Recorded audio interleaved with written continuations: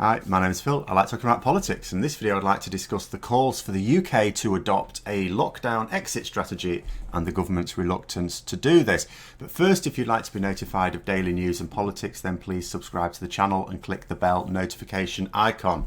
So Professor Neil Ferguson, who's one of the top epidemiologists in the UK and advising the government, has said that we need to accelerate planning for an exit to the lockdown. Now, take that in for a moment. What that means is, despite what ministers are saying, the government currently do not have a plan. There is no exit strategy. And let's be clear about what that is. It isn't a timetable. It's quite right that we cannot possibly have one of those because it has to be based on results. But there is only one way to come out of the lockdown safely, and that is with testing, contact tracing, and social distancing, according to Professor Ferguson, and while we're at it, every other expert in the world. And this is really important because we are not set up for any of those three things at the moment. We're not testing anywhere near enough, even for lockdown purposes. We're not even testing, despite what the Health Secretary says, all NHS staff and care workers, to say nothing of everyone who goes anywhere near a hospital or a care home. We fall well short of what would be required when restrictions are eased on the general public. Health Secretary Matt Hancock said that our capacity is increasing all the time, but there just isn't demand for the test. That's why the number of tests aren't going up. This is a shameful lie. Untested people are dying every single day. And that means that there are many other sufferers not being tested because the majority of people who contract the virus do not die from it. So there should be ridiculous numbers of people being tested right now, many more than actually are. In fact, a US military ship, I was seeing in the news, had about a crew of about 4,000 on board, and they were tested for the coronavirus because an infection had broken out there. And of the people who tested positive, 60% of them were for people not displaying any symptoms. Think about that. 60% of people who tested positive had no reason to suppose that they were either infected or infectious, and yet they were. This highlights the importance of testing if you wish to beat this. You might just have a bit of a cough and it's just a cough. You may not have a cough and think that you can't have the coronavirus, but you can. You can display no symptoms at all and have the coronavirus and be infecting others if you're not aware. And unless you're scientifically illiterate and immoral, then and somehow still believe in this herd immunity abomination of a strategy, then you need to carry out much more testing in order to beat this. There is a company based in the UK that says it can supply 1 million tests a week to the UK. You can have 1 million tests a week, we can supply that, but has not had an order from the UK. There are labs up and down the country that say that they can help process results, and they have been turned down flat. So the fact that we could not overnight increase our capacity is a lie. The government are not trying to significantly ramp up testing at all because they are turning down opportunities to do so. We know this. Then there's the contact tracing, the second part of all this. This needs planning well in advance, and the general population needs to be informed of procedures before they go live. Keeping the virus under control once the lockdown is eased needs more than testing. It needs the cooperation of the general public. People need to be able to say if they're displaying some symptoms. They need to be able to know who they may have been in contact with so that they can all be tested. For this, the general population need to be informed with messages leading up to the event so that everybody is ready and on message once it goes live.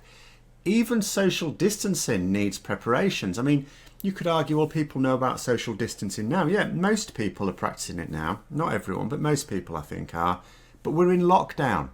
What happens when, one, it becomes much more difficult due to an increased population density on the streets? And also, secondly, what if people think that easing the lockdown means they can ease off on that behaviour as well? The sort of thing, a bit like when people learn to drive and they do the test and they do everything properly, and then they pass the test, go off, there's no instructor or examiner next to them in the car, and they take the brains out and drive how they like. The same sort of thing may apply here.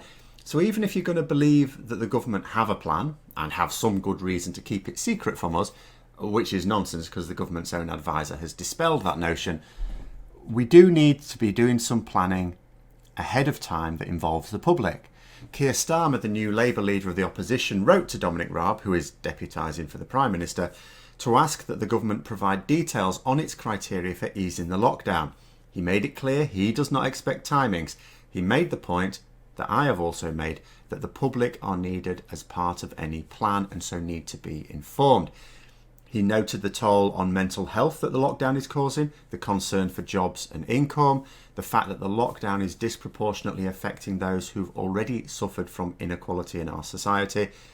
He also mentioned, on a personal or professional level, schooling in terms of easing restrictions. Now, as a teacher, I can tell you, I don't think there is any planning whatsoever for the new academic year at all. And I'm not basing that on the idea that I don't trust the government are planning this.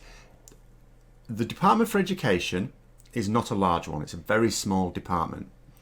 And they are still wrestling with how to award grades for those in their exam years. Now, maybe you are someone or the parent of someone who's in their GCSE or A-level year and you're thinking, well, they've announced how they're going to do it.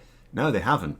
They've given general guidance as to of how they're going to do it. The details aren't there because the details need to be supplied to schools and colleges for the information. The schools and colleges are not awarding the grades.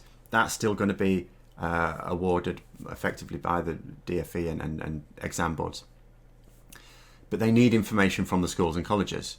But they're still not being clear about what information exactly that they want. So it's all very general at the moment. So they're still trying to work that one out. But come September, the government will almost certainly want the new school year to start in some fashion. But you can't just do it normally. We can't have hundreds of kids from different parts of the region all funneling through reception area in a few months, sharing all their horrible bugs and germs, including a fair number, you would think, the coronavirus. So planning is going to be needed for that. And I am telling you, it is not happening right now. I can foresee a right shit show when the time comes to sort this out. So in summary, we have a government who only implemented the lockdown under political pressure. They didn't want to do it. They are trying to remove it as soon as they can con the public that it would be a good idea, fiddling the figures to hasten the process. And they have no plan for ending the lockdown, even though they want to do it quite quickly. Quite frankly, if you're based in the UK and are not extremely worried at the moment, you aren't paying attention. So anyway, let me know your thoughts in the comments below. I hope you found the video interesting. If you did, don't forget to click the like button. And if you'd like to support the channel further, then please also click the Patreon link for details. And until next time, I'll see you later.